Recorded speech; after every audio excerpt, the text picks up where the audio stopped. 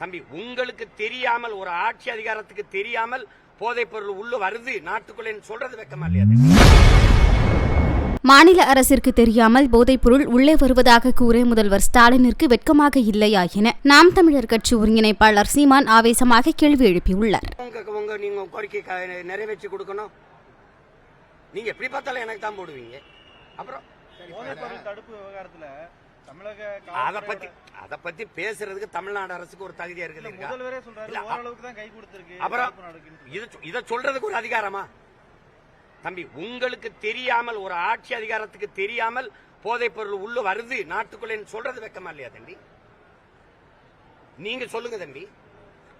உங்களுக்கு தெரியாம இவ்வளவு காவல் படை, இவ்வளவு உளவுத்துறை படை, நாங்க இறங்கினோன்னு எங்க போறீங்கன்னு கேட்டு இந்த பதிவு செஞ்சுக்கிட்டு இருக்காரு ஐஎஸ். இப்ப வர்றாருல, எங்க போறேன் எங்க வாரேன் எல்லாம் தெரியுது.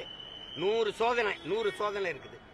அப்ப எப்படி உங்களுக்கு தெரியாம போதைப் பொருள் பள்ளிக்கூட வாசல், கல்லூரி வாசல், வழிபாட்டு தலங்கள் விக்குதுன்னு தெரியுது?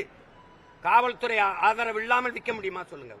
ஒருத்தன் ரவுடி தம்பி, அரசியல்வாதிகள், காவல்துறை அதிகாரிகள் ஆதரவு இல்லாம ஒருத்தன் ரவுடி ஆயிட முடியுமா? இவர் ஆயிட முடியுமா?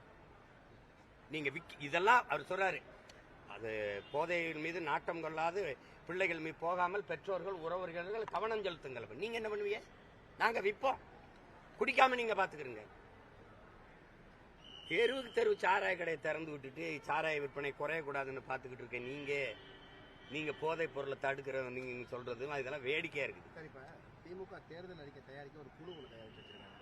போன வாட்டியும் அதே குழு தான். இதெல்லாம் செய்திகளை உள்ளது உள்ளபடி தெரிந்து கொள்ள ரெஃப்ளெக்ட் நியூஸை சப்ஸ்கிரைப் பண்ணுங்க.